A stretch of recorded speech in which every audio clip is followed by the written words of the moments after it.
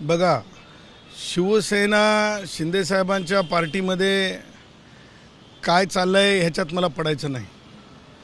परंतु जे कोणी सुज्ञ व्यक्ती असेल, ज्याला MMRDA रिजन आणि बॉम्बे खास करून हे जगाची आर्थिक राजधानी व्हावी असं वाटत असेल आणि बॉम्बे मुंबई ही आज देशाची आर्थिक राजधानी आहे हे ज्याला समजत असेल, ती प्रत्येक व्यक्ती, मग ते माननीय संजीव निरुपम साहेब असतील किंवा सामान्यातल्या सामान्य व्यक्ती असतील, खास करून तुम्हाला सांगतो महाराष्ट्रातले जे आहेत, म्हणजे बंजारा समाजाचे जे गोरमाटी भाषा आहे, बरोबर ना, गोरमाटी भाषा आहे, त्याचबरोबर वंजारी समाजातले संत इथपर्यंत गेलेली मोठी व्यक्ती भगवान बाबा यांच्या विचाराचे म्हणजे जे हे करतात, प्रवचन करतात, त्याचबरोबर वेगवेगळे संत साहित्य लोकांपर्यंत पोहोचतात, असे संत साहित्यात म्हणजे हे करणारे प्रसार करणारे संत साहित्याचा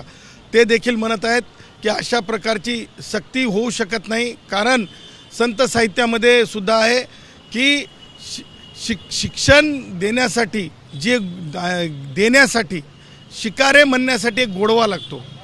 तो गोडवा विद्यमान परिस्थितीमध्ये राजकारणी गोडवा आहे, राजकारणी खरडा आहे, गोडवा नाही आहे. शिकवण्यासाठी गोडवा लागतो, खरडा नाही.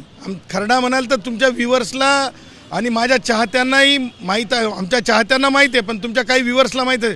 खरडा म्हणजे चटणी विदर्भामध्ये खरडा म्हणतात. तो तिखट असतो. तिखट करून जे आहे कधीच शिकवलं जाऊ शकत नाही. छडी मारून माणूस शिकत नसते. विद्यार्थ्यांना ओपन स्कूलिंग आलेली आहे. छडी लागे चमचम विद्या आहे गमगम, आता ती परिस्थिती नाही आहे. त्याच्यामुळं मला सगळ्यात अगोदर तर म्हणजे प्रताप सरनाईकांचं म्हणजे काय बोलावं त्या व्यक्तीला मला समजत नाही.